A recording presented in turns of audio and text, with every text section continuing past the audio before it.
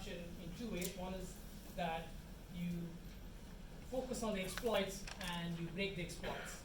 The second is you prevent the memory error from happening in the first place. Right, so let's very quickly survey what one can do in terms of preventing memory errors.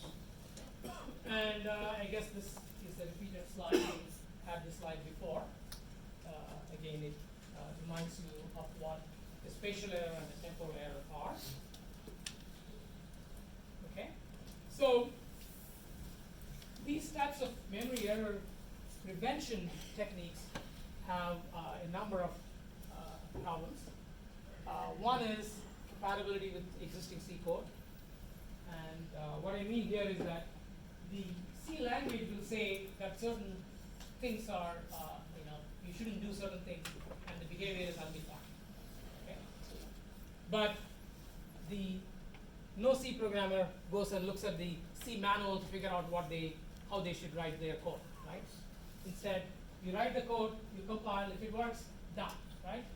So essentially, you make all kinds of assumptions that are not valid in the language, okay? Because your compiler, right, when the C language doesn't say this is illegal, it just says it's up to the compiler what effect this operation is going to have.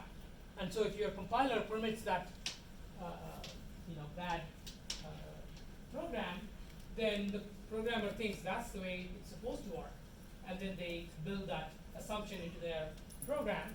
And later on, if somebody says, hey, this overflow is invalid, I'm going to stop your program and print an error message and abort, then this programmer is really unhappy, right? And whoever is using that program is also unhappy, and so it's not going to be a workable situation, right? So anything that used to work before should continue to work, right? So this is the compatibility issue, and it has nothing to do with whether it's a legitimate or whether it's a program containing valid C code or it does something that's invalid in C language. This is not a question at all. The only question is, before you deploy this security check, did it used to work? If it worked, and you deploy a security check and it doesn't work, then that particular security check is not going to be deployed because nobody wants their program to break. Right? Whether you're a developer or you're a user, you don't want your program, you don't want the program to break.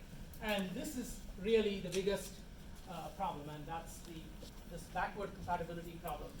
Existing C code may have all kinds of bad coding practices in there, and you cannot break it.